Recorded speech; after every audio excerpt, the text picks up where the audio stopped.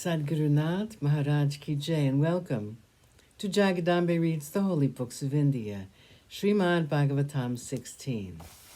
As you may remember in this slight review of the end of the Mahabharata, even Sanjay, the charioteer, was disgusted with Dhritarashtra. The king could not sleep that night. Try as he might, he could not. He sent for Vidura, his brother, and asked him to comfort him.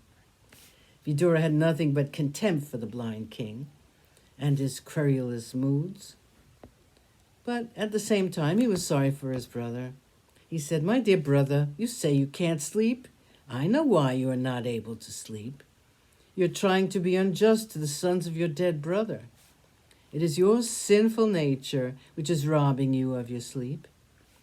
Listen to me. Let me take you back to the days when we had just lost Pandu. Do you remember the day when Kunti came to us with her 5 sons? You disliked the youngsters from that day. I know about it. I knew too about the dastardly plot you hatched with your son on the advice of Kanika to destroy them at Varanavata. You sent them to that city knowing full well that they would be burnt to death in the house of Lek. I saved my brother's children, and I know you've not forgiven me for it. You were given a second chance. Did you take it? No. Poor Yudhishthira was given the dry and barren piece of land by name Kandavaprastha. Because he made it beautiful, because he and his brothers were able to subdue all the kings of Bharatavarsha and perform the Rajasuya, your son became highly jealous of them and made up his mind to rob them. You endorsed his action in every way. You built the gambling hall and you cheated the sons of your brother.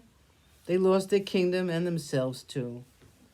And when that unfortunate child, their queen Draupadi, with her hair and mantle all awry, appealed to you for justice, for refuge from the assault on her, you paid no heed to her words, and you allowed them to be banished to the forest for 13 years. Was that not wrong? And now what has happened? Yudhishthira has just fulfilled the conditions of the exile. He stayed in the forest for 12 years, and the 13th year has also been completed. Now, after all this, he asks you for justice.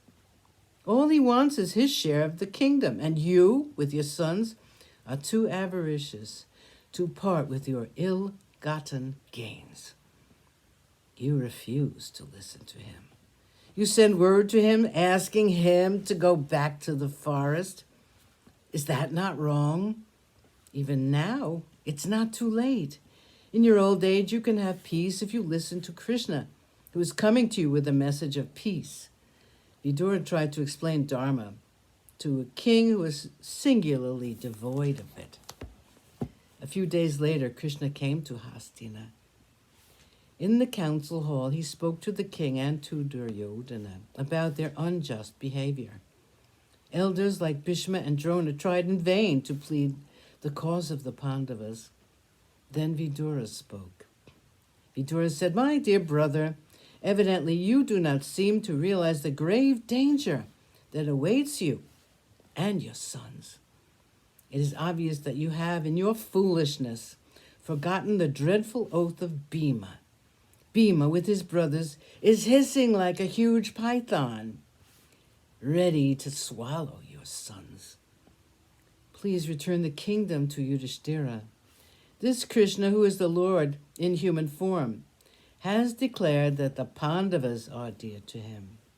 The gods, therefore, will side only with the Pandavas.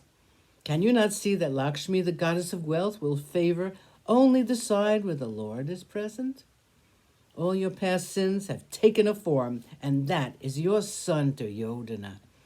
The wise say that one can be abandoned for the honor of the family for the sake of the village for the sake of the community, and the earth itself should be abandoned to save one's soul. Please abandon this Duryodhana. Listen to my advice. I am saying what is good for you." Sadgurunath Maharaj Ki Jai. Thank you for coming. I hope you come again.